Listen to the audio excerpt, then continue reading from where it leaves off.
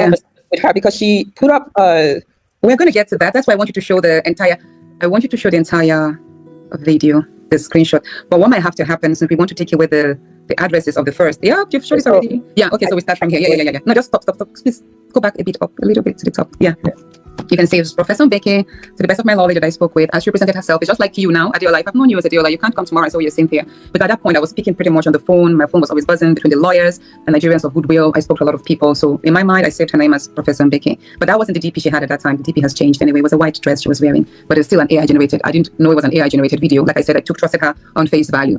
So just before then, she sent me, after I forwarded the gentleman the contacts that she said she was going to send letters to, because she's affiliated with United Nations and many international organizations that promote women's rights and all of that. So if I had any contacts that she should write to, I should forward. I said, okay, fine. You can as well draw the attention of the Speaker of the UK Parliament and the Commonwealth. That was why I sent that. After that, she told me she had written books and that these books would also speak to the situation at hand. I was like, okay, she sent me this forward. It's only later on in the course of things I go to know that the books she says she's written are also AI written books. But anyway, that's for her to decide or whatever. So just scroll down a bit. Okay, so we can just play it. Yeah, so after that, in the course of our conversation, that was me sending to her I think that was a letter during the return.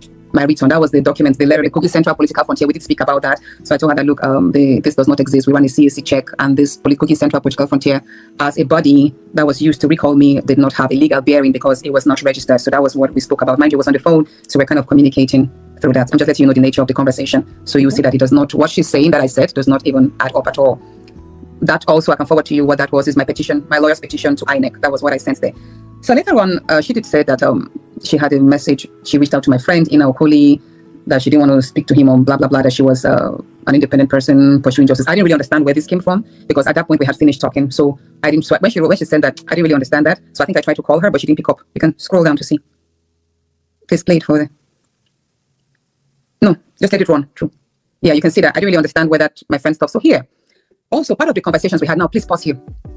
Part of the conversations we had was the manner in which Senator Nweboyi went all out, castigating me and demeaning me on all the news platforms. So at that point, I told her that I didn't like the fact that I am constantly being reduced and objectified as just a beautiful woman or, you know, a pretty face, that I would like people to look at me as a technocrat, a woman who is well-schooled, who is competent, who is a senator, that when men are having a conversing, men don't go, oh, I'm going to engage you because you are well-built. I'm going to engage you because you're handsome. Men don't do that. So if you're speaking to me as a lawyer, as an MBA executive, as a senator, speak to me on my competences and not because I'm beautiful. So that was where she now said, oh, you are a lawyer? And I was like, yes, of course. I ran her through. I'm a lawyer. I have my MBA in oil and gas management. My formative years in my career were spent in the oil and gas sector. So I did run her through that. So at that point, she said, she's impressed. Do I have my credentials? I said, yes, I do have my credentials, which I already made public in the year 2019. And it's actually in the media space. She said I should please forward my credentials to her, together with this screenshot from News Central Instagram page, that she was going to make a post along the line of identifying a woman on competences and not a pretty face. So that was where I sent this. And if you look at it, there are 15 items. Just scroll up again so that people will see. All of this, which, hold on, just pause there. There are about 15 of them in total. They were all my credentials. They were sent in. I dropped them in at the same time. It's like when you drop pictures or PDF files, they all land at the same time. Contrary to what she said on her live, that this were when I was chatting her up and offering her 200 million to blackmail like Papio. That is not true. Nobody can type 15 messages and the same in 1 minute. It's not possible. I don't even think AI will do that, however fast and smart it is. So these 15 documents, Adeola, I'm going to forward them to you. You'll see.